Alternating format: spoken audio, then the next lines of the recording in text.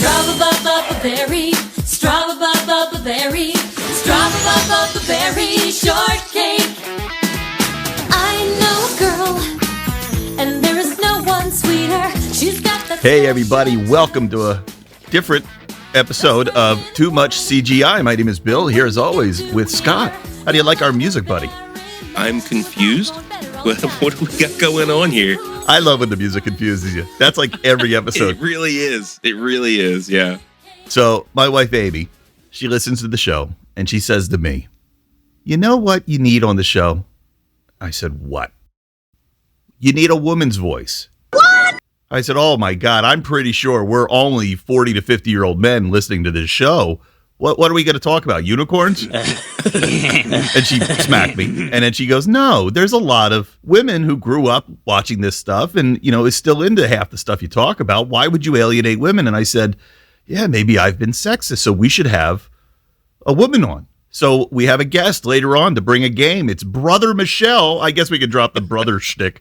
So it's my longtime friend, Michele. She's been writing in. We've talked about her on the air. She knows a lot of this geekery. I mean, way more than me. And I've known her, I don't know, longer than you, Scott. Like, I've known her almost all my life. Yeah. And only recently have I realized how much of a gork she is. That's a geeky dork, a gork. So it's going to be interesting. Let's have her on the show. Why not? Doesn't have to be a boys' club. No, she put together a game for us. So we'll see what she put together about, I think it's a horror movie game. I don't know much about it. I know she's coming on and says she's doing some impressions, so we'll see how good they are and if they make the cut. But that's what she says. So Strawberry Shortcake, this is her theme song. Where are you going with the Strawberry Shortcake, Bill? Is this your way of bridging the sexist gap and your way of owning being one-sided? Yeah, did I push too hard? Am I now completely parodying the intention? I think the word may be pandering. Are you pandering for a female audience? Yeah, this probably isn't going to win them over. Maybe I should have played like She-Ra. Or Gems and the Holograms. Or Josie and the Pussycats. There were good girl cartoons growing up. Sure. I remember, like, even though maybe it's not cool when I was a preteen, like watching Transformers and G.I. Joe, to be into watching anything girl-related, but there was plenty of those things early on. I didn't mind. I didn't care there was Josie and the Pussycats. It was fucking hysterical. So maybe my wife's right. Maybe it's time we broaden ourselves to the sexes, the other sexes. We'll see how the ratings go. I feel that your lowbrow opening song pick here might get you another crack coming from your wife. So we'll see what kind of slapping around you get. Oh, good. Phil, are you in an abusive relationship? You can blink twice, and I'll save you if you need. I've been blinking forever, and nobody's come to my rescue. Everybody just thinks I have a winking problem or some Tourette's or something. And I'm like, no, I've been trying to let you all know. Man, that Bill, he keeps making moves at me. He's flirting with me. He doesn't take no for an answer. I'm not flirting. No, please. Don't arrest me. So as I was putting together my part of the agenda today, I'm like, what do I want to talk about? You know, fresh off the last edit. Funny ass episode. That last one had me laughing. So I'm like, well, what's new that we haven't talked about? And maybe it is time. Maybe it has finally happened where I got nothing to say. I actually have nothing to say. Wow. So I'm like, well, what can I say outside of just the pop culture realm? I'm looking at the news. If you're a Trump hater right now, you're in heaven. If you're a Trump fan right now, you're in heaven. So it's like, well, I don't, no way to go with that. No. So what's interesting out there anymore? I couldn't find much. So I'm praying you can be the savior today, Scott, and come with some content. What's been new? What's happened? I passed out at work this past week. Oh, I heard about this. Yeah. Went to urgent care afterwards as a precaution. Passed out, went down, hit the ground, bounced back up, right as rain, feel fine. A little sweaty, a little bit of a bruised ego. But went to patient first as a precaution. You know what my diagnosis was? What? Too good of a sense of humor. Apparently, I laughed too hard to the point where oxygen wasn't getting to my brain, and I had what they called a vagal syncope. And it was explained to me that this is the same kind of effect that someone would have if they were afraid of blood and they would see blood, or they're afraid of spiders and they see a spider, or snakes in your case. And you might like gasp or hyperventilate, which would prevent oxygen flow from your brain, like to be disrupted a little bit. And I guess I was just laughing so hard, I just blacked out, hit the ground. And yeah, man, that was that. But it was a weird experience. They asked me if anything like this had ever happened to me before. And like at the time I was like, no, nothing like this ever happened before. But then I was thinking, I went to a Bill Burr show last summer, and while sitting in the stands, I did get a little lightheaded. So maybe I just don't know how to laugh. And it also brought up a concern I had for the show here. I guess we're just not funny enough, because I never got close to passing out while recording or listening back. So we got to up our game. Well, you'll like this next segment called 10 Jokes to Kill Scott. Awesome. Fantastic. Fantastic. When I was complaining the other week about my allergies and how I almost passed out, I think that came through. I think I talked about how like the allergies are just kicking I don't know if I went as far as almost passed out, but yeah, things got dark and I went, whoa, did I fall? No, I didn't, but I almost did. And I'm going to an allergist. I have to wait till 2 weeks to get in, but everything I've read on the internet says it is possible. And the same thing you said. It's like the smaller veins, capillaries, whatever these words are that they taught me in elementary school that I forgot. They're not getting enough oxygen from whether it's you pinching something, laughing, or me just, I don't know, whatever happens with allergies, not enough oxygen is getting through. Yeah. I mean, sneezing, coughing attacks, all that stuff can like block your oxygen because you can't breathe while you're doing these things. And next thing you know, you're out. And when I came to, the first thing I thought was, oh man, I fell asleep someplace I wasn't supposed to. And my coworker was like, you just pass out? And I was like, that makes more sense. Yeah, I think I did that. And the people in the back of the office were like, we thought you were just kidding around until we heard the crash. And I was like, the crash? And I turned my head and there's like this lamp that I just shattered across the floor. And I was like, well, I was definitely unconscious for that. I don't remember a crash. I don't remember a sound of it happening. I don't remember hitting the lamp. I don't remember anything. But do you want to know the joke that I was laughing so hard about? I sure do. All right. Here you go. And this was what my wife told me, actually. What's the difference between an enzyme and a hormone? What? You can't hear an enzyme. It wasn't even a good joke. That's a pretty good joke. It's a thinking joke. Right? So we're sitting there in the waiting room waiting for them to call me back, and my wife says to me, if they ask, you can tell them the joke. I was like, not a chance. No way. And she says, well, they're going to think you have memory issues. And I was like, oh, fuck. Like rocking a hard place. I was like, thankfully they didn't ask. HR at my work asked, and I didn't tell them. I was like, nah, I really don't remember. We were just horsing around, just joking around. I'm not telling you. Why'd the chicken cross the road? You know what I wanted to hear? I wanted to hear that you did this like giant, like arms spread pratfall, dive back into the cubicles, take down a few desks, like have it just be beautiful and grand. But no, you just fell into a lamp. I just fell into a lamp. But yeah, man, like, so that was weird. That was my week. Probably the most exciting thing that happened to me this week. Maybe the most exciting thing that happened to me the past month. But yeah, no, that was my life. That and Ahsoka. I mean, what else is going on right now? Ahsoka. Yeah, Ahsoka. They did the thing, man. They did the thing. Uh-oh. See, now I struck another nerve. So I've been bitching on here about how tell a story that's not connected. And this is maybe spoilers. This is an episode 6. I didn't watch the newest one. Maybe episode 7. Hera's there in front of the Council of the New Republic, justifying her actions for going against orders. She's getting court-martialed. She's not doing too good. Next thing you know, who comes walking in?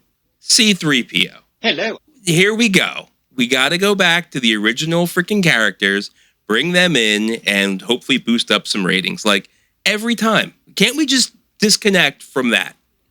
That's all I'm asking. Did it ruin the story? No. Was it necessary to bring in, and here's why they did it. They brought in C-3PO so that he could name drop Leia Organa. So we go back to the feels, we go back to the fan service, and hey guys, look, we did it again. Yeah, I don't need this. Now, I saw that scene And I had the opposite reaction because Of course you did. You want more of this. I want more of it, but I also went, oh, that's kind of douchey. Like, Thank you. Yeah, I knew you wouldn't like it. Princess Organa, wink, wink, she's forgiving you for this or whatever, like how she helped Hera She's out the of head of the defense ministry. So she has hierarchy. It's too complicated for me. It's the whole internal government. Yeah, it's a whole thing. I don't get it, man. Well, the whole time I watch this show, I go, where the fuck is Luke? They need some help. Thrawn's coming back. You know who to call? Luke. He's out there. Like, the best guy to get is Luke. But I get why you don't want that because you're ready for them to tell tales away from Luke. And I haven't read the books. So I'm kind of like, I want cinematic tales with Luke. I heard something that they are, well, we talked about it on the show. They're leading towards a movie where they kind of bring everybody together. Yeah. I think we're going to see Luke and Leia in that. Yeah. I think, how are you going to go to the movies, do this big story with all these characters, have it just be huge, and then say, oh, Luke and Leia didn't notice. Like there's just no way that they can skip out on them. So I think they're probably like, we better start winking back to that original series because they're trying to build to it. I guess. You don't think that's the case? You think it was just fan service? It's fan service, I believe. But I also read a story that Shin Hati, the apprentice of Balin Skull Stevenson, the guy that passed away. Yeah. So his apprentice, I hear, is the new in-canon replacement for Mara Jade. So for people that read novels and know extended universe stuff, Mara Jade was Luke Skywalker's wife.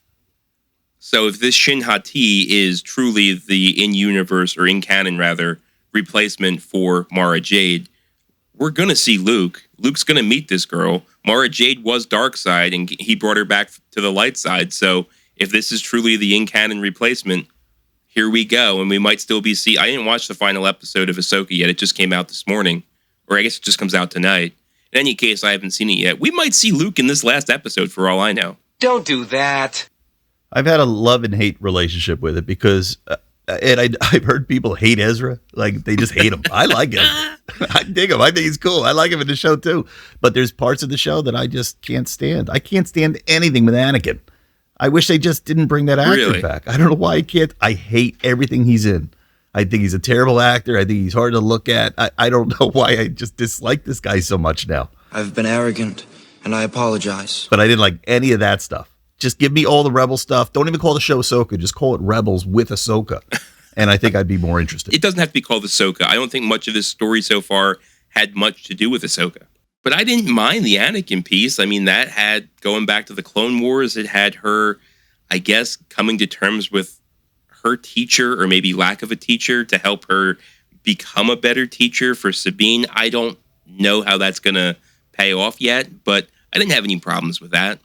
Yeah, my one of my partners, he's a big Star Wars fan. He's following it really well. He's maybe not as good as you, but he was like, you realize that that's her moment, like when Luke saw Darth Vader cut off his mask and it was Luke's face. Yeah. This was her that. And I went, no, I don't know what this is, because people are seeing people in Force visions, Force dreams. They're going to little Force worlds in between worlds.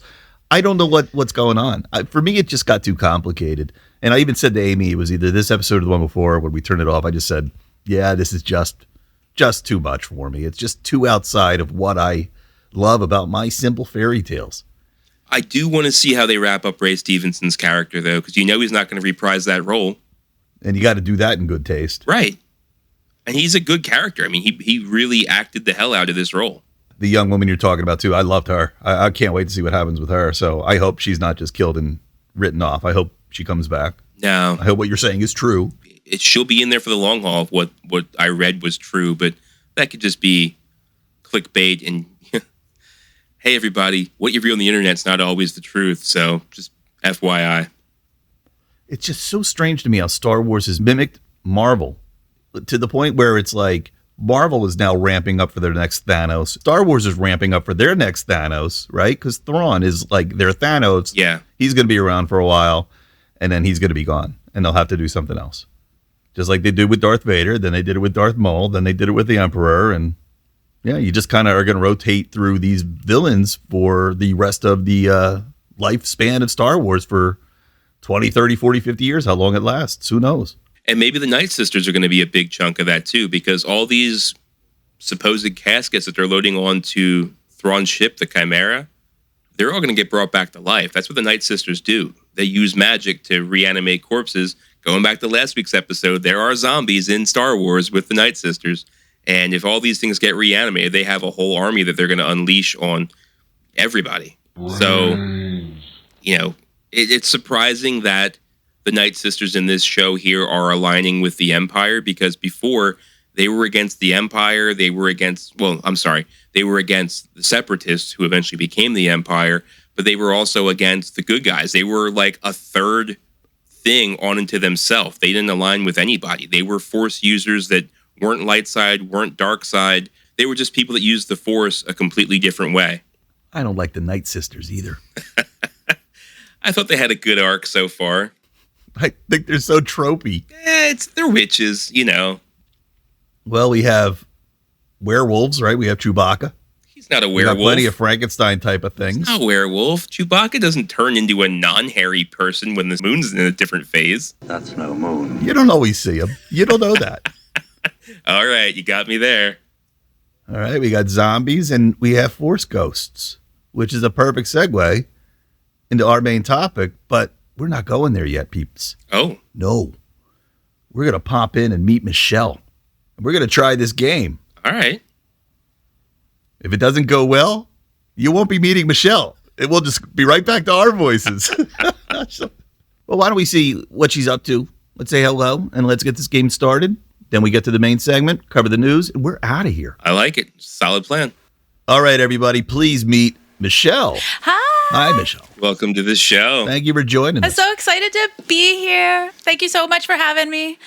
You don't know how many times I've been wanting to I have input on that discussion you guys are doing. You're a backseat podcast driver.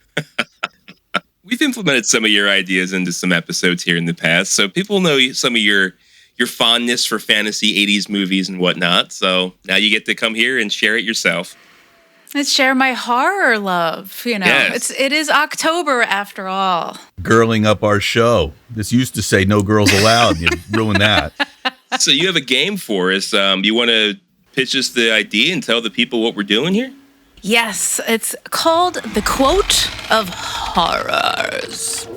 Is basically you get 3 chances to get a point from the quote. So one is the character who said the quote in the movie. The second is the actor who played the character. And the third is the movie title. And for a bonus, you can get the year the movie was made. So that is the character, actor, movie, and possible bonus year. You feeling confident about this, Bill?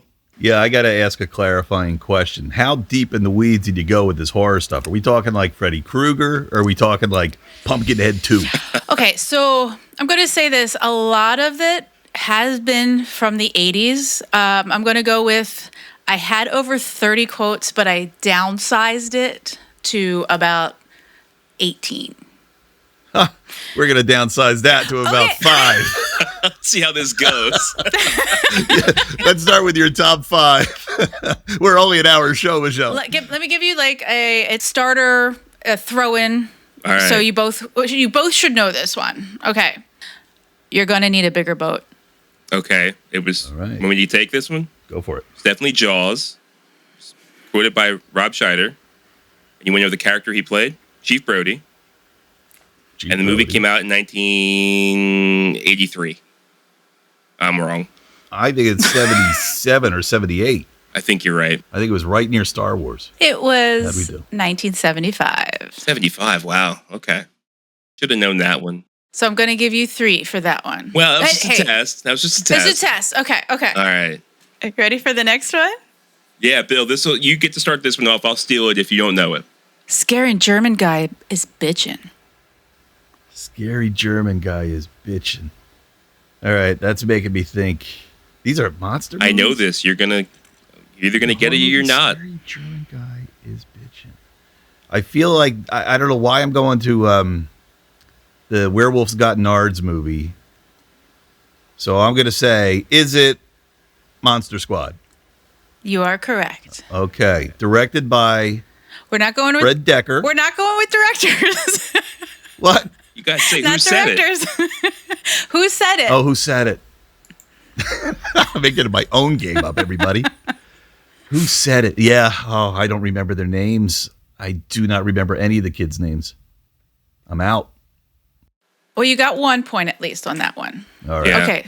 I don't know enough to steal, so you did what you can do. You got the first one right, so we'll go on to the next question. Oh, well, you should have known the name because in Monster Squad, down the road, he says, "My name is Horace." Horace, because he's the one that kicked. Right. Oh. That's right. I wouldn't have got that right. Okay.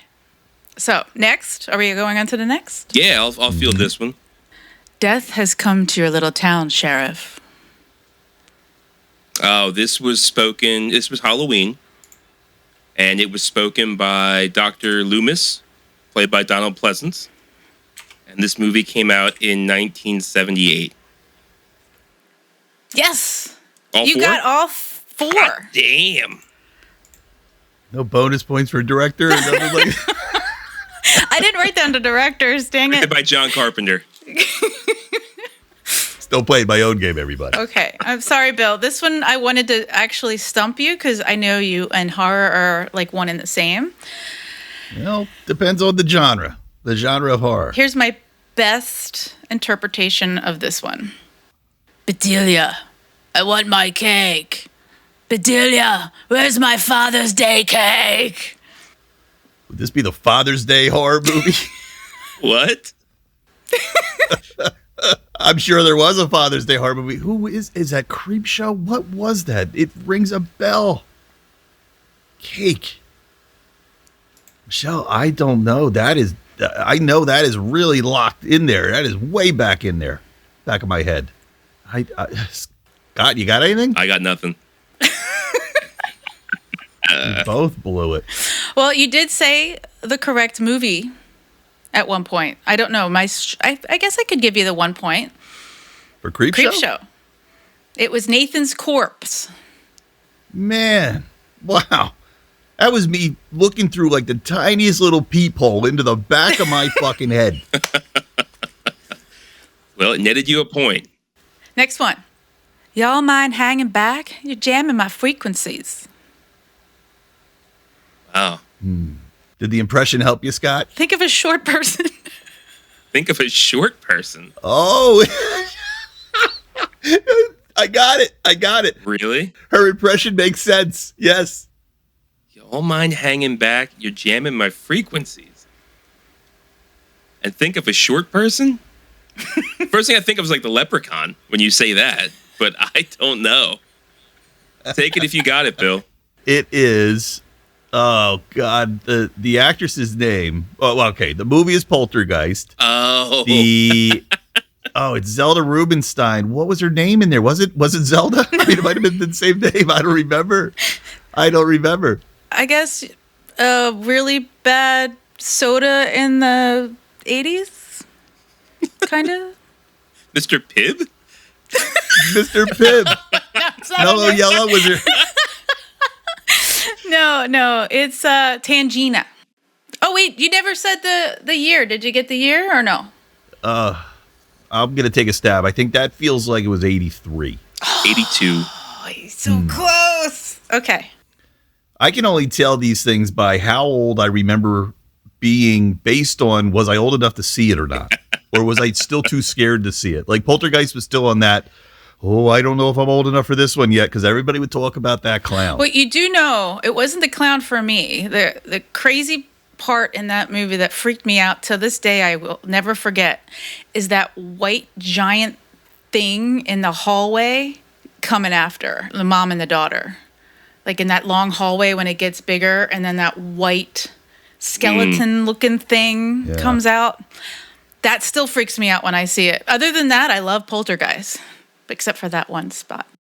That's the tongue-in-cheek name of the show. It's like people are like, too much CGI. How can you hate CGI? It's like, well, look, it's really tongue-in-cheek. It's about the love of the old-fashioned ways. And when you go back and look at Poltergeist now, you look at these monsters, you're like, How the hell did that ever scare me? Even the blue lightning coming out of the television is so like, oh, that's awful to look at today, but it was the best we had. I was listening to another show today, just take us off the track for a hot second, and they were younger people, and they were like, The Office, I don't get it. It wasn't funny. And I'm like, well, see, you got to understand, right before The Office was the same repeated jokes from every single comedy, that when this came out, it was funny because it wasn't the other thing. Yeah, kid, you had to be there. You know, maybe now it's now, you know, you can laugh at the kid, but now it's like, you know, maybe not funny to them, but they just never saw it. You know, what life was like before. You had to be there. You had to be. It's a different time. It's different times. Different time.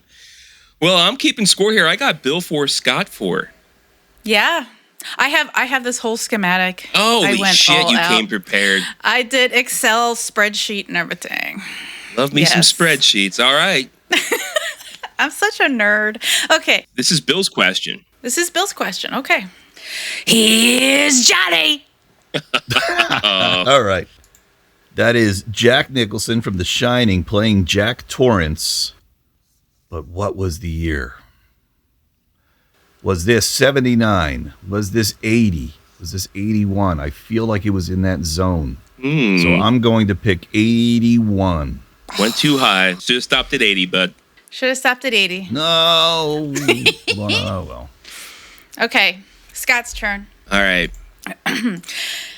Screw your pass. Screw your pass.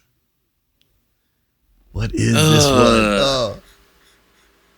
You know what? Maybe Michelle should do it again.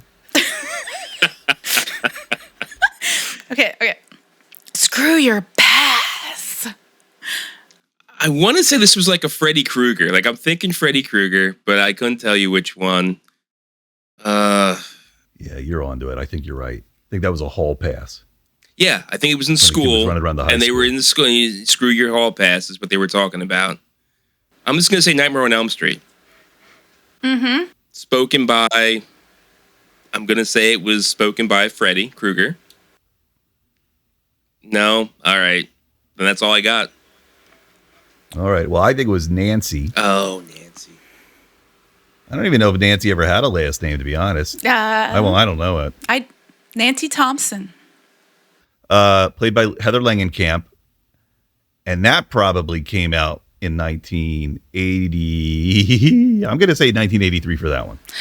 You are always 1 year off, Bill. Is it 84? Is it 84? 84. All right. Gave you a 4-point lead. By the way, Nightmare on Elm Street is my all-time favorite horror flick. All right. Here's one. It's a little long, but I'm hoping you get it. This one is for Bill, right? Yep. Yes. Yep. I have just been fired because nobody wants to see vampire killers anymore, or vampires either. Apparently, all they want to see are demented madmen running around in ski masks, hacking up young virgins. I got to think it's Lost Boys, but I don't think it's Lost Boys. Was that too hard? Oh, man. I don't know this one. I don't know. I don't know it. Is this, I don't know is that this from one. the 1980s? Yes. Got to be Lost Boys, but I'm just not placing it. Oh, do you want me to go? Yeah, tell us what it was. Welcome to Fright Night. Oh, shit. Oh, yeah. That makes sense. I saw that like once. Oh, no, really? It was exactly one of those movies where the movie poster was too scary and the movie was fun and really was meant for kids to some degree. But that poster was so scary that people didn't go to see it. And people didn't rent it. They were too freaked out by that poster. Vampire was in the clouds above the house, and it was like this demented face. Yeah, I remember it well. Okay, next is Scott. Yeah. They're watching Snow White, and they love it. Gremlins, 1983. Spoken by a girl whose dad died in the chimney. And I can't remember who played her, but I should know who it is. But that's all I got. I know it's Gremlins. I know it's Phoebe Cates as Phoebe the actress, Cates. but I'm stuck on the name. What was Phoebe's character's name? Probably Kate or something vanilla like that. And I think it came out in 1984. You got the 1984. But in my research, it was actually Billy Peltzer that said it. Billy said that. Okay. And it played by Zach Galligan. Yeah. All right. Not Zach Galifianakis. That's a different guy. So you got 1-on-1 on that one. That was Bill. So that was the main character. That was Billy. I remember he was looking, they were behind, and he was looking in the doorway, and he was looking back at her, saying, they're watching Snow White, and they love it. Hold on, before you go on, little inside joke story. Don't reveal who it is because you know who it is because you were at the con. We were at a con one day, and that guy, the guy who played Billy Peltzer, Zach, not Galifianakis, was there signing autographs, and our mutual friend had pink eye. He had pink eye. He got it on the plane. Oh, you remember what we're talking about now. I just saw your face. And he walks up to get an autograph, and the guy looks at him. Billy Peltzer looks at him. He goes, you got pink eye. That's a form of gonorrhea. You better get the fuck out of here. So I can't watch Gremlins without seeing that guy go, you better get the fuck out of here. That's a form of gonorrhea. Like, who was this guy? All of a sudden, he's Dr. Billy Peltzer. Wow. Knows all about gonorrhea and pink eye. And to this day, I assume he's right, and pink eye is a form of gonorrhea. And anytime I see somebody with a pink eye, I get the fuck out of here. That's good advice to follow. Okay, so next up is Scott. Okay. Okay. This is going to be my best. I'm sorry if I'm too loud. Kill her, Mommy! Kill her! Don't let her get away, Mommy! Don't let her live! This is Friday the 13th. The character is Mrs. Voorhees. And the actress, what's her name, was Nancy something? And she was, the movie came out in 1983. So close. All right. What do you got, Bill? I think it came out in 81, even though Michelle said so close, which is suggesting 82. You'd be off by a year. But, yeah, all right. Yeah, what was the woman's name? I even know that she was at some point in her career, like she had a lot of work, and then it was kind of like... They brought her in to legitimize this role, and people were like, oh, it would never be her. She would never be the killer. She's like an honest actress. Yeah. And then she played the brutal killer, right? Her cable knit sweater. It's going to kick me in the ass later. I'm so sad I forget. I should know. Okay. It's Betsy Palmer, and it was 1980. So Bill got it wrong. one for the year, right? You said 81, right? I said He said 81. I said 83. Shit. All right. Okay. Next one's for Bill. You bastards! You bastards! Give me back my hand! Give me back my hand! Oh, no. Give me back my hand. I mean, it's got to be... I know what this is. Yeah, it's got to be Evil Dead 2. It's got to be Ash Williams. It's got to be Bruce Campbell. And that came out in, I think 86. You're too high. How'd I do? Too high. 85. 84. 83. I could count, guys. We'll be here all day. 82. 81. What year was it? It was 1987. Oh, you were one too low. Oh. You were one too low. Damn. You were close. Got 3. One of the best Ash impressions I've ever heard. In fact, I don't think I've ever heard an Ash impression. I said hand, like I'm like, Okay. Hand. Who's laughing now? Ruby. All right, you got one more for us, Michelle. We ought to do this another day. You're actually, you brought a pretty good game. Two more, and then two more. Sounds good. Because this one's one of those longer ones, too. All right. This one's for Scott. I think I should warn you all that when a vampire bites it, it's never a pretty sight. No two bloodsuckers go the same way. Some yell and scream, some go quietly, some explode, some implode, but all will try to take you with them. So this is definitely the Lost Boys. I'm thinking it was Corey Feldman. I don't remember his character's name. I'm going to say it was Corey.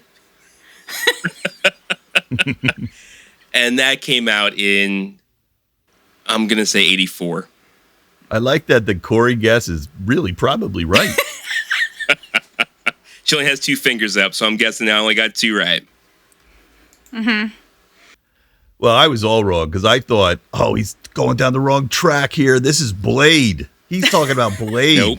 When you said some of them explode, I was like, exploding vampires. I'm on the wrong fucking movie altogether. No, it was Edgar Frog.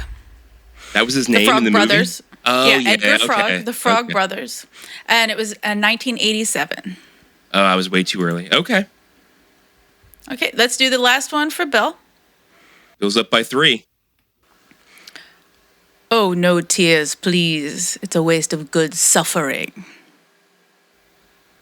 Should we just start the award music now, or should I go through with this? So that would be Hellraiser. That is Pinhead. That is Doug Bradley. And again, the year's I'm gonna get it wrong. I know I was around 10, 11, 12 when I became aware of all the Fangoria stuff. So I'm gonna pick 1984 with this one. I would have said 88. Oh, you guys are so close. 87. 87. Man, I thought it was older. So how'd we do, Michelle? Bill, 16, and Scott, 10. Yeah, Nice. I figured I was going to get my ass beat to the horror master. I don't know what to say. I never win. I didn't write a speech. We don't want to hear it. I don't have any prizes except to say cheers. Well, I'll tell you what, Michelle. We're moving into the main segment. We're going to talk about ghosts. Ooh, You want to do it with us? would love to. Awesome.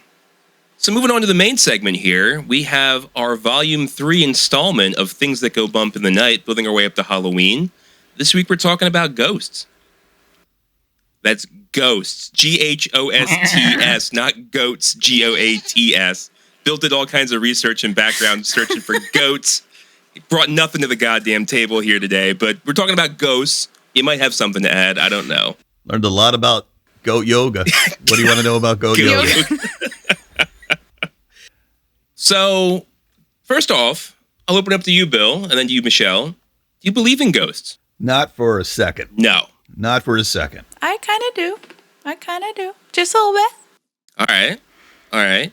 So last week we talked about zombies and talked about how zombies are bodies walking the earth without spirits or souls. And now we have spirits walking the earth without bodies. So it's like the opposite of a zombie. So we kind of came full circle with this week's topic. And I maintain if you believe in ghosts, then you must believe in zombies. Well, ergo, vis-a-vis. Thanks, everybody. Have a great rest of your week. Yeah, I mean, why not? Why not? So, I mean, when you talk about ghosts, you really have to get into like the spiritual realm because people believe that ghosts are truly the soul. And if there's a soul and then there's an afterlife, if there's a ghost, if there's an afterlife, then there's redemption, there's heaven and there's hell. And it gets into theology and it gets a little messy, but I'm not getting that deep in with it. You believe that there is nothing following this existence on this mortal coil, Bill. Once Egon proved what he proved, I now want to see us prove what Egon proved. Like, I need to see real tangible evidence. I mean, I've had that experience where out of the corner of my eye, I see something that I can't explain. But you know how I am. Just because I can't explain it doesn't mean it means something else. It means I can't explain it. So I don't believe it's a ghost. You kind of hinted at my next question. Have you ever experienced a ghost or supernatural type experience? So, Bill, that was your answer. How about you, Michelle? Actually, I have. Nothing crazy, but it sure put literally the hairs up on my neck in the dark at my dad's house when I was 12. And something right next to me literally went, Go. and yeah, Wow. I don't know what it meant. I don't know what it means, but I literally jumped, put the lights on, went out. But before it happened, all the hairs on my neck just stood up. I know what it meant to and- me. Get the fuck out of there. I know what it was. Having a kid who moves slow, I would stand behind him and go, God damn it, just go. Just go. So I'm glad I could tell you what that was. It wasn't a ghost. Oh, It was my. your dad just exhausted with you. So I don't claim to be a medium or anything like that, but I have walked into several places and like in broad daylight, and I can just feel the energy of a building and feel that there's something else there. I can't explain it. I'm not saying I have any kind of supernatural in tune anything, but I have gotten feelings in multiple places and then later found out some fucked up history about those places. But yeah, I certainly do believe in ghosts. I think it's what keeps bringing me back to watching goddamn Ghost Adventures with Zach Baggins every week. That douchebag where nothing ever fucking happens. But here I am watching it. As I talked about on a previous episode, I watch it every week on Discovery. But there were some fun movies that have to do with ghosts here, especially back to the 1980s. Again, I'll open it up to you guys. I say ghost movies. What's the first thing that comes to mind, Bill? Ghost. Ghost? All right, we got 1990s Ghost with Patrick Swayze, Demi Moore, and Whoopi Goldberg. Not what I was going for, but certainly meets the criteria of my question.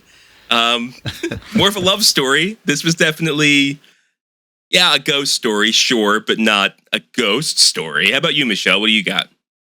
I go straight back to Poltergeist. It was the first movie I ever saw as a kid with ghosts, and it freaked me out. Yeah. But I loved it. It freaked me out so much, I loved it. The moral of that story, don't buy cheap real estate. Exactly. Yeah. So 1982's Poltergeist had a sequel in 1986 and yet a third installment in 1988. And then as they always do, they dug it out of the ground and remade that bastard in 2015. Never as good as the original. I saw the remake. Yeah, they really took a swing and forgettable. I mean, was it worth the money? Sure. If it wasn't that expensive and you saw it for, $1.99 the matinee at the strip mall, then it was worth your money. But I don't know. Why? It's another one. Why did you even try to remake Poltergeist? Would you say too much CGI in the remake? Yeah, too much cheap CGI. Exactly. I'll tell you where I go. I go straight to 1988. Beetlejuice. Mm-hmm. I feel like that is hell, they have the handbook for the recently deceased. I mean, they tell you what it's like to be a ghost and how to exist after you've already passed on. And Beetlejuice is certainly the ghost with the most. And then they had Gina Davis and the guy that shoots people, Alec Baldwin. He was in there. And great story about haunting a house for all the right reasons. And then bringing in a poltergeist to scare out the current residents that are just giant D-bags. Well, let me give you my real answer then, because I'm surprised neither of you said Ghostbusters. Well, that's number 2. Mm-hmm. And I thought you were going there because you actually mentioned Egon. But yeah, 1984's Ghostbusters is certainly, that's the first ghost movie I remember seeing. Yeah. It's not the biggest one to you? That's not where your mind went first. It went to Yeah, when I was starting to put together a list, first thing on my list is Beetlejuice. Yeah, Ghostbusters would be my second, I would say. But I'm thinking scary, I'm thinking horror. Ghostbusters has a more of a comedic attribute to it. Yeah, and there's actually a lot of different genres that are going. Bill mentioned Ghost with Patrick Swayze, certainly a love story. Beetlejuice, Ghostbusters, definitely comedic, but Poltergeist is certainly a scary one for sure. But as I mentioned, 84's Ghostbusters, number 2 came out in 89. They did everybody's favorite in 2016 with the gender swap of the Ghostbusters. The ladies stepped in. And of course, the most recent installment, 2021, and we have another one coming out next year in 2024. One that Michelle brought up during the game, how about The Shining? As a ghost story, yeah. It's funny you say that. I never think of that as a ghost story, but it's completely a fucking ghost story. Yeah. Jack gets tormented by all the ghosts that inhabit, what was it, the Overlook? Yes, the Overlook Hotel. Yeah, and they drive him to the point, and not just him, apparently every other caretaker that ever came before him, drive him to the point of slaughtering their family. So that was a big one. Well, let me ask you this. Was that a haunted house movie or was that a ghost movie? Is it the same thing? I guess the question is it a haunted house movie or is it a possession movie? Because the ghost, not that they inhabited him, it was still Jack Torrance, but they certainly drove him to it, you know what I mean? So I would say yes, haunted house movie. So we'll keep it in the 1980s here. My last one here, Amityville Horror. This one kind of freaked me out when I first saw it. Yeah, we talked about it not too long ago, I think, on the show, and that's one I've never seen. That's still on my list. Got to see that one. The remake had Ryan Reynolds in it. So that's why you saw it. But I got to see the first one to understand. No, I didn't see it. Oh, you didn't? Okay. So making a bad joke because my wife has just walked in and she's a Ryan Reynolds fan. And Amy, have you ever seen that Ryan Reynolds Amityville Horror? Is it good? Have you ever seen the original Amityville Horror? No. She's never seen the original. See, now I understand why they remake these things. So I misspoke. I said I was going to keep it in the 80s. It actually came out in 1979 with a remake in 82. And then the classic thing in 83 seems to be releasing it in 3D. So there was part 3 in 3D in 1983. 1989, another sequel in 1990, 1992, 1993, and 1997, before they remade it in 2005 with Ryan Reynolds. So you got a lot of watching to do if you want to catch up to the entire backlog before you get to Ryan Reynolds. I'm sure there's a lot of plot twists. Just different families in the same house, maybe. It's exactly what happens, yeah. Yeah. You think that's a lot of sequels. There was this phenomenon in the 2000s where Blair Witch came out. I guess Blair Witch was kind of a ghost story. It was the ghost of the Blair Witch. The phenomenon of the found camera footage movie, right?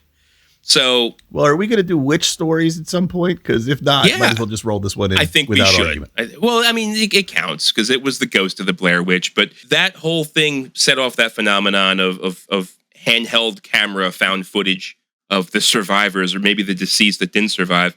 Paranormal Activity came out in 2007, and it was like supposedly home camera videos inside this haunted house that's possessed. The house is haunted by a demon, and it follows the wife of the couple that live there. And this thing had more sequels, I think, even than Amityville Horror. We had the original in 2007, as I said. Then we hit 2010, 2011, 2012, 2014, 2015, and then 2021. And it's always just the same thing where it's video of possession and poltergeist activity and chandeliers swinging. And it's like the big box office version of Ghost Adventures, which I knocked on earlier, where they try and find this shit on camera. Man, those ghost movies must be cash cows. Have to be. They probably cost nothing to make. You buy some fishing line, which costs what, $1.99, and you just like, oh, the sheet is moving. It's a ghost. I remember ghosts getting huge, and I blame that movie because I think people really were taken by that movie. That first trailer scared the hell out of people. Yeah. And me not being a ghost fan, I didn't get into any of them, so I haven't seen any of them. But yeah, everything I've ever seen from little clips, it looks like the same thing you go and watch every Friday night and get disappointed by. Yeah, guilty as charged. Guilty as charged. Also in the 2000s, there was the foreign horror movie remake with The Ring. Remember 2002's The Ring with Naomi Watts? That was a ghost that was basically in the you watch the video, and within 7 days, on the 7th day, you're killed because the ghost of the girl that drowned in the well comes out of the television. And then there was also kind of a knockoff of that, The Grudge. Happens all the time. It happens all the time. Yeah. And then we had 2004, 2 years later, we had The Grudge with Sarah Michelle Gellar, which kind of was just copying off the same thing, right? Had the same feel. Supposedly that's a remake of a Japanese movie, maybe, that's supposed to be It amazing. took place in Japan. So it's like the Americanized version. Yeah. Oh, did it? Okay, so they kept that. Yeah, Sarah Michelle Gellar plays a nurse that travels to Japan to work there, and she comes across the Grudge, where people become like berserkingly raging out before they die. What about Chucky? Is Chucky a ghost? Because the guy did transfer his soul. Isn't that a ghost? I would call that's a stretch, man. That's a stretch. It's more of a possession than Possession. I don't know. I don't know. Maybe Because he could transfer himself into another human. I guess that would be possession if he actually did it. Yeah. Correct? Maybe we talk about Chucky on our slasher villains episode here. I don't think he fits into this one. So not a ghost. Nope. Not a ghost. No. Speaking of remakes, you mentioned about the remake there with Ryan Reynolds for the Amityville Horror. There was this fad in the early 2000s where we would just remake movies from the 1960s era. So we had 13 Ghosts in 2001, but that was a remake of a 1960s movie. The new one had in Tony Shalhoub and Shannon Elizabeth and Matthew Lillard. So I feel like this was just off of the heels of, hey, Shannon Elizabeth, she's the hot girl from American Pie. Let's cram her into everything. The movie, it wasn't great to me. I watched it. I actually have the DVD. Nothing to play it on, but I have a DVD. And yeah, it was not that great. Tony Shalhoub is an eccentric millionaire that has a house made of glass that he basically wills to his family. I don't even know what the relation was, but inside this house, he had 13 ghosts, or 12 ghosts, I guess, that were captured there. And then Matthew Lillard comes in as a ghost inspector or some bullshit. And like the whole idea is the 13th ghost has to fulfill the prophecy, and then a gate from hell will open. It's the most far-fetched. You know what? These writers should have been on strike. If I remember correctly, that was all in a glass house. All in a glass mansion. Absolutely, yeah. Oh, the other fun thing, if you wore the right glasses, you can see the ghosts. But without the glasses, there was nothing there. So that was kind of a fun aspect. Yeah, if you put the wrong ones on, you see aliens. That's so you guys, and I'm surprised Michele hasn't commented on this, but you particularly, Scott, not being a big horror guy, you have just rubbed many people the wrong way. Yeah? You have created controversy. Not the first yeah, time. A lot of people love. No, you've really fired people up with your Bruce Springsteen thoughts. But 13 Ghosts, for a lot of people, especially Amy, she loves it, is a great movie. And I remember really liking it. It's the movie everybody talks about because it's got the dead naked girl ghost walking around the whole time. Yeah. Like, what the? Why do we got this? It's a strange movie. She was the beauty, right? Because like all the 13 ghosts all had titles. There was like the torso and the troubled soul and the first son, and she was like the tragic beauty or something. So yeah, weird. See, I liked how they did the 13 ghosts, how they made them look. But as much as Tony Shalhoub, I love him, all I saw was Monk. Because Monk couldn't live in a glass house. He'd be over there spraying all the time and wiping it down. He couldn't live in there. That's the only issue I had with the movie is Monk. It's the Monk. She has trouble seeing Christian Slater in anything after seeing Gleaming the Cube. She's like, I just can't not see the guy from Gleaming the Cube. It's been like that for her whole life. Another remake came out, 1999. We have The House on Haunted Hill, which was a remake of a 1959 Vincent Price movie. In this one here, an eccentric amusement park owner offers, in 1959's version, $10,000 to spend one night in the haunted house. In the 1999 remake, you're getting a cool mill because of inflation. This is inflation in horror movies. So this one here starred Jeffrey Rush, Famke Janssen, who we all know is Jean Grey from the X-Men movies, Taye Diggs, because he was getting put in movies, Chris Kattan, because I guess Saturday Night Live was his thing at the time, and then my favorite, Lisa Loeb, playing the Channel 3 news reporter. Yeah, that was actually a pretty good movie. I like that one. Wait, what movie is this? House on Haunted Hill. I don't know this one. House on Haunted Hill. This wasn't the Haunted Mansion Disney one? No. No. I didn't even talk about that one on the list. This one, they all got like letters in the mail to come to the haunted house to do the $1 million exchange. And I think there was only two. There's like a wife and a husband that were just always trying to do one up on each other. And they tried to do it also in being haunted house. I don't want to give too much away because it does have a twist and turn at the end of it that I was like not expecting. Yeah. So that's a thing you get with a lot of these ghost movies. They're twisty more often than any other monster movie. It's true. How about The Sixth Sense? M. Night Shyamalan, Bruce Willis. Speaking of twisty. That was a twisty. I mean, I think that was a good segue into that one, Segue Master. You know why they call you remember they called me the Segway Master. I remember when when that movie came out, I remember right away getting the ending. And when everyone's like, you're gonna be so surprised by the ending, when the ending came and I wasn't surprised, I was like, where's the secret ending? Where's the surprise ending? He was dead? I thought we all knew that. I thought it was obvious. All I could think of is It's Always Sunny in Philadelphia, where Charlie says, you remember the twist ending? Where that bald guy, that old bald guy, that was Bruce Willis. And that was what he thought the shocker was. They're like, yeah, no shit. Everybody knew that. That wasn't the twist. Yeah. I remember thinking he's sitting at the table. I'm like, well, nobody sees him. Nobody's talking to him. He's obviously a ghost. Yeah. And then just like the whole rest of the movie was obvious that he was a ghost. So once you figured it out, you didn't see it any other way. I have two more here. Season 1 of American Horror Story with the Murder House. That was a great new addition because in this one here, they truly made the house the main character of the show. Oh yeah, I really liked that one a lot, and every season after that. But that what grabbed everybody. That was the hook. Yeah. Did you watch it, That Bill? show's got a problem, though. Yeah, I loved it. I love that first. I've watched so many of them seasons, but they just kept pushing shit in. It's like, well, now this is a crazy house, but it also has neo-Nazis and aliens, and you know what? Let's throw in Godzilla. Like, it's just too Santa much. Claus was in there too. Was he? I don't know.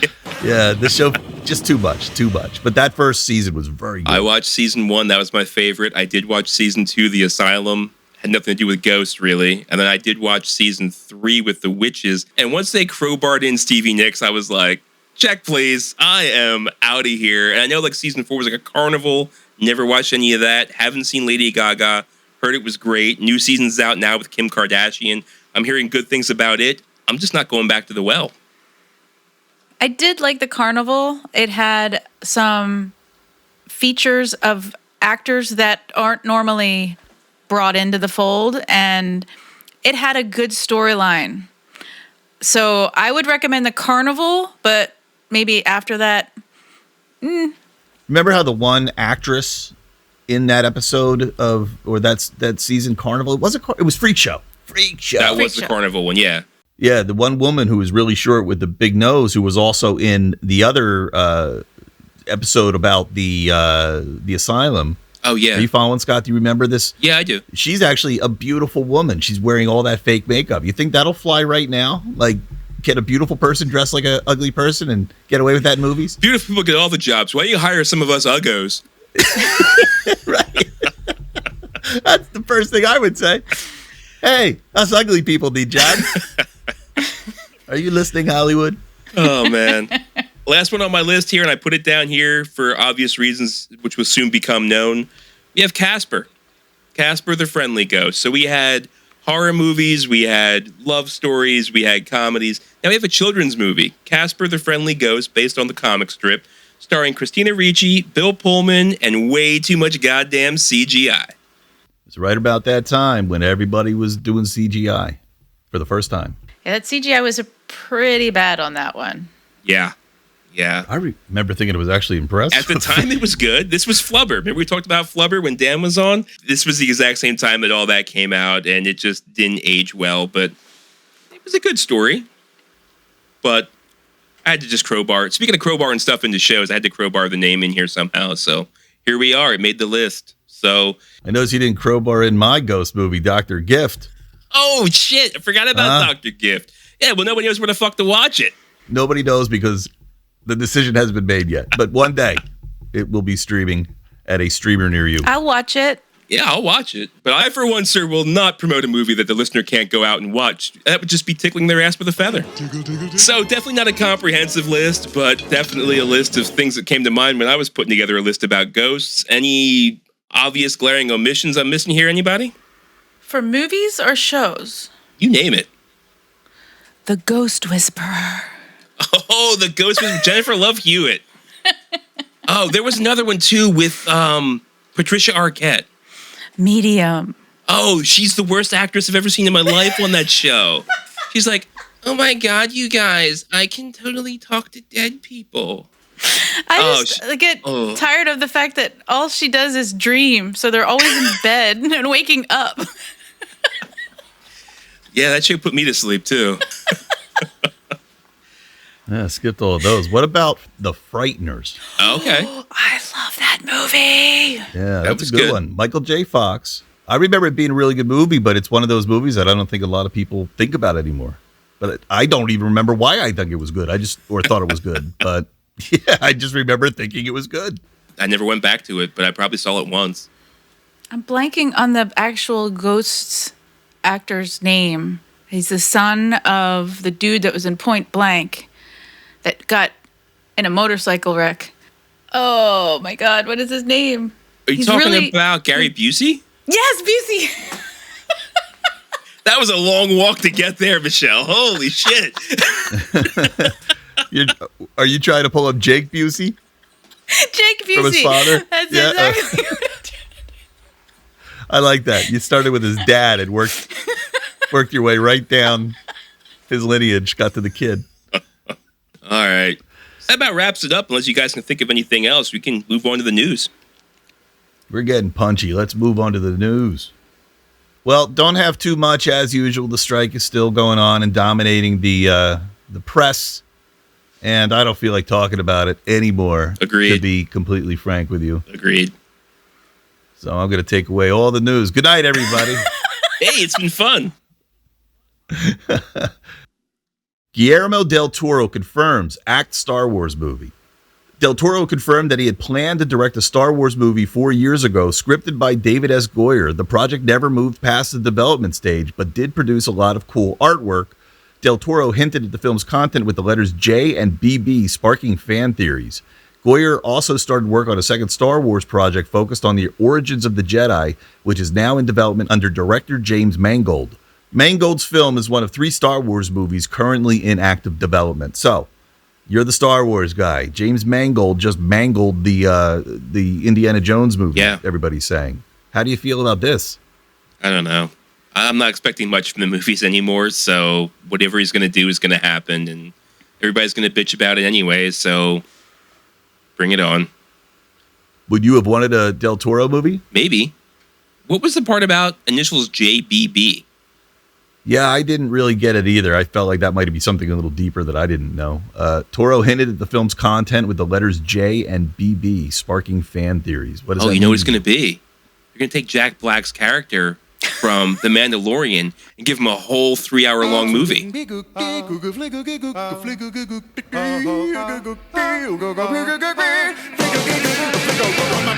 Yeah, I don't know, JBB. I'm going to guess Jack Black, though. We need more Jack Black and Lizzo cameos. That's in our right. Star Lizzo Wars. was there, too. I like it. So I put this one in. I don't know. Now I'm looking at it like, should I even bring it up? Now it's come out of my mouth, so I might as well continue with it. The new Mean Girls movie, initially planned for Paramount Plus, will now have a theatrical release on January 12th, 2024. The film is a star-studded cast and is directed by Arturo Perez and Samantha Jane with a script by Tina Fey. I think she wrote the first one. She did, yes. Yeah. So this move by Paramount marks the second time they've shifted a film from their streaming service to the theaters. They released 23 parts just recently on TikTok to celebrate its current anniversary. Yes. So there was a lot here. A, we're going back to the well on another franchise that, will it work? Who knows? B, this whole thing, like releasing it on TikTok is kind of interesting. Yeah. I don't know. Yeah, it was a good enough standalone movie. Do we need more? Rachel McAdams was in there. I mean, it was good for what it was. Lindsay Lohan, is she coming back? Yeah, I don't know. I didn't get a good enough article. She doesn't even go here. I think all I took away from that movie was Pink on Wednesdays. That's right. It's forgettable to me, but what if they started to do this with old movies, because the TikTok thing is really probably the most interesting part of this to me, because you think about, it's like the young people, they live in this TikTok world. It is so fast and bite-sized. And what if this is how they enjoy watching movies and little TikTok vignettes? What if that's the way it becomes everywhere? What if that happens to us? Oh, what if we have to now watch all our content in little 12-minute bite-sized pieces? I can't hang. I don't even have TikTok. No TikTok here. No. Stop trying to make TikTok happen, Tina. It's not going to happen. That's so fetch. Stop trying to make fetch happen, Bill. It's not going to happen. I like this article here. The demographics of movie stardom. Who sells the most tickets and gets the best reviews? Of all the sexes, of all the races, who does the best? And the article, if I could show it to you, is giant picture of the face of Tom Cruise. Older white men. No shit. I was going to go a different way. You know what I was going to guess? Tyler Perry. Really? Yeah. Nah, I knew right away. I was like, oh yeah, it's like Hollywood is all white men. I mean, that's still the heart of what sells the most tickets. So then this was a pretty interesting study they did. A new research brief from the Annenberg Inclusion Initiative tests the various factors thought to contribute to box office performance. The article discusses a study by the Annenberg. I'm not going to say it again. That's a mouthful. Name a school something easier to say. The article discusses a study that examines the relationship between a movie's protagonist demographic identity and its box office performance. The study finds that while movies starring white men do gross the most, this is more a result of higher production and marketing budgets rather than a genuine correlation with demographic identity. When these financial variables are controlled, gender and or race were not statistically related to box office performance. The study argues that the system is built to favor storytelling about white males, which has economic and social implications. So essentially, it's not the fact that they're white males that makes these movies sell better. It's that Hollywood thinks that they should be making movies about white males because they'll sell better. And they're throwing more money behind them. Right. If you promote a movie well enough, they're saying the data says doesn't matter what gender you are, what race you are, it's going to perform the way it's supposed to perform because of history of seeing the white guys do so well with the same budget. I don't know. That's interesting to say that. I'm surprised that, this is still a racist country in a lot of areas. I'm really surprised to hear that. Yeah, that is definitely interesting. But it goes back to what we've been saying all along. It all comes back to a good story. Yeah. And good writers, not remakes. Yeah. Good luck with that based on all these years I rambled off on this thing. Oh, and here's our final story. I don't even know where to start with this one. Deadpool 3 rumors. Taylor Swift hangs out on set. Everyone's wondering what she's got to do with it. You know what? We could stop talking about Taylor Swift. Does this mean Travis Kelce is in Deadpool 3? I can't believe the way it is with this Taylor Swift. I mean, the amount of people that are now going to football games that she might show up at who have never gone to a football game in their life, that's her fandom is so big. And this thing going on with Travis Kelce, it's just a big distraction. I want regular football. I'm tired of my announcers mentioning Taylor Swift. I mean, they cut to her like 100 times. Like 100 times. I have a prediction. Next year, Sunday Night Football, you're not going to be seeing Carrie Underwood sing that song.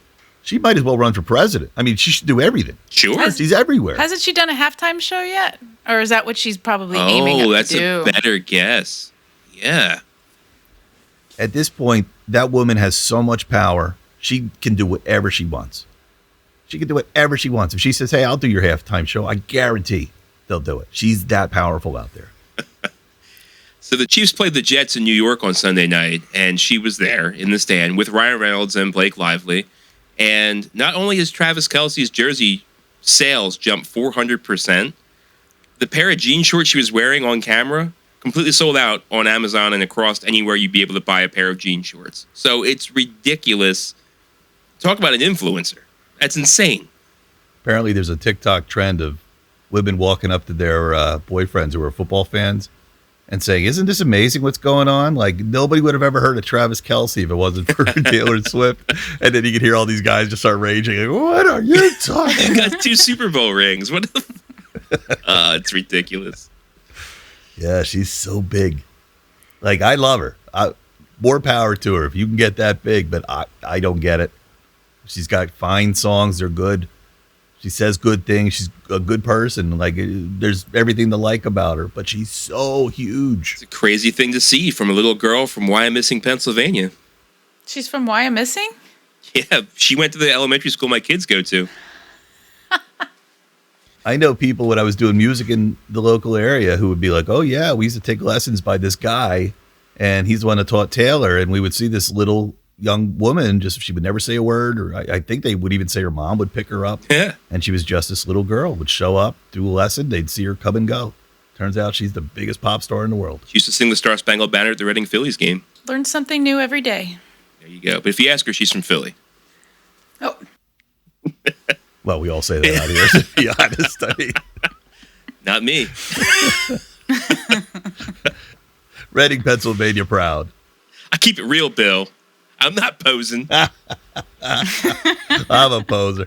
All right. Well, everybody, as usual, I'm the oldest one, so I get to be the first one to get tired.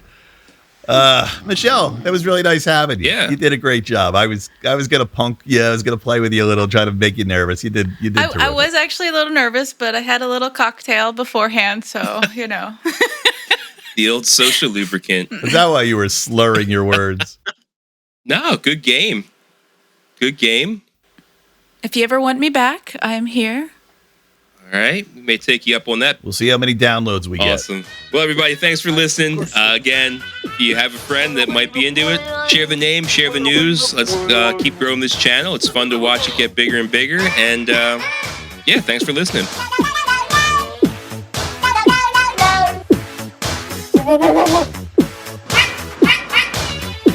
Wow.